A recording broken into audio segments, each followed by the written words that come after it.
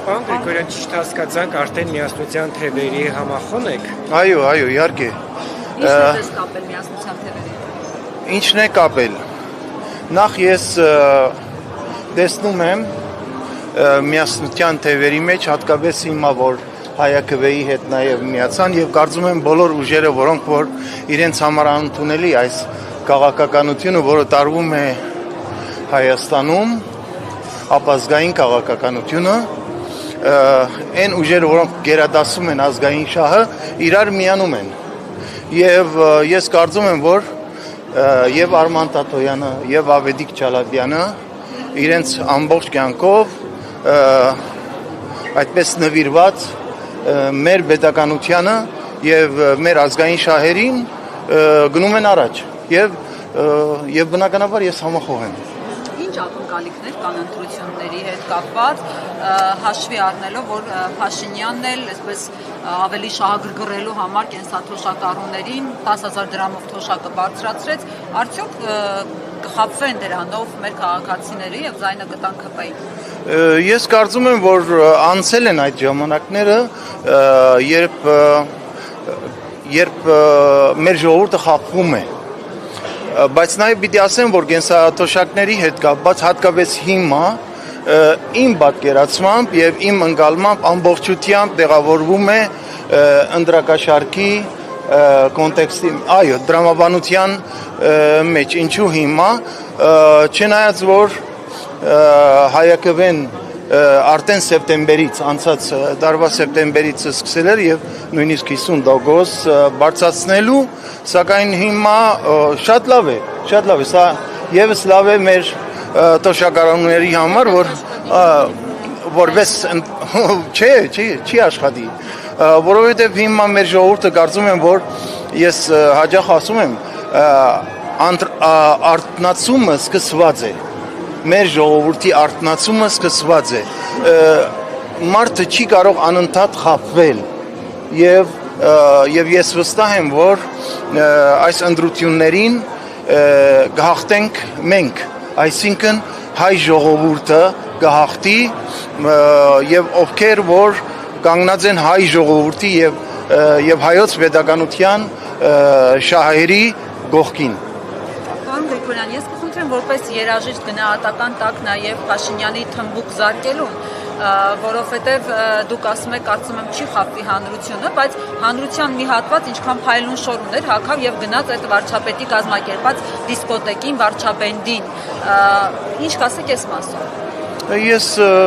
չէի ուզենա իհարկե Հռիփսիմե ջան անդրադառնալ այդ հարցին, բայց ովքեր են գնացել հանրության հատված, ինչ հատված։ Այո, նայած ինչ հատված եւ ինչքան, այսինքն դա չափանիշ չէ։ Եվ իհարկե միշտ էլ պիտի լինեն մոլորյալներ, միշտ էլ պիտի լինեն հավատացողներ, հուդաներ, դավաճաններ, բայց ես կարծում եմ, որ մեր ժողովուրդը ամուր է իր հավատամքով եւ իր համոզմունքներով եւ արժեքները պահելու հարցում, քանի որ արդեն բարձ է որ արժեքների դեմ է պատերազմը, ինքնության դեմ է պատերազմը, դրա համար ասում եմ, սկսված է, հավատացեք, որ սկսված է արթնացումը, որտեղ չի կարող հայ ժողովուրդը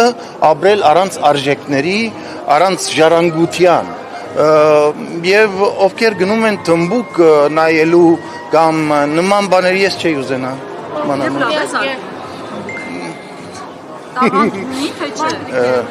դուք արվեստի մարդիկ ներկայացնող ժողովրդական, նաև հայերեն ազգային երգեր, բայց տեսնում ենք, որ քաղաքական վենախավը, երբ հավաքվում է քեֆուզակության, պարում են ռաբիս երաժշտության տակ եւ դա մատուցվում է, առաջի դեմքով, սա արդյոք բացասական ազդեցություն չունենա, այսինքն չեն օրինակ դաշնակցությունը զուգահեռ նաև պարում էր հայրենասիրական երգերի։ Ընդհանրապես ես ուզում եմ զգուշացնել բոլորին, ովքեր ամբիոնային հնարավորություն ունեն, ովքեր բեմի հնարավորություն ունեն, թող զգուշ լինեն, որովհետև մեր ժողովուրդը շատ լավն է։ Եվ եթե այսօր մեր ժողովուրդը ինչ որ չափով մենք խոսեցինք, որ մոլորության մեջ է, բայց արթնացումը սկսված է, դրանում նաև մենք ենք, բոլորս ենք մեղավոր։ Մենք ինչ ենք տալիս մեր ժողովրդին եւ հետո մեղադրում ենք մեր ժողովրդին, նույնիսկ եթե ասեմ երաժիշտների իմաստով, արվեստի մոտ կանգնած մարդկանց, երգիչների, դուք ինչ եք տալիս եւ այսօր ինչի եք ասում, որ ժողովուրդը սրա պահանջ ունի։ Ոչ, մենք պատասխանատվությունից պիտի չխուսափենք։ Ամեն մեկս պետք է իր տեղը ունենա եւ այդ տեղը պետք է ծառայեցնի մեր ազգային եւ պետական շահերին։ Ազգային մշակույթը պահպանելը յուրաքանչյուրիս գործն է եւ դրա համար մենք պետք է ծառայություն մատուցենք, ոչ թե ասենք օգտագործենք այդ շնորհքը, որը որ աստվածատուր է մեր անձնական խնդիրները լուծելու համար։ Դրա համար, այսինքն տարբեր, ես չէի ասի, որ վերնախավ կամ չգիտեմ ինչ եւ այլն, ընդհանրապես բոլորը թող զգույշ լինեն, ովքեր որ ամբիոնի եւ բեմի հնարավորություն ունեն, որտեղ յուրաքանչյուր մարդ ով դեր է խաղում մեր ժողովրդի եւ հատկապես մեր մատաղ սերնդի, մեր երեխաների լեզվամտածողության վրա օդար ազդեցություն ունենալ, իրենք հանցագործ են նաեւ։ Շնորհակալություն։ Շնորհակալություն։ Տրեմ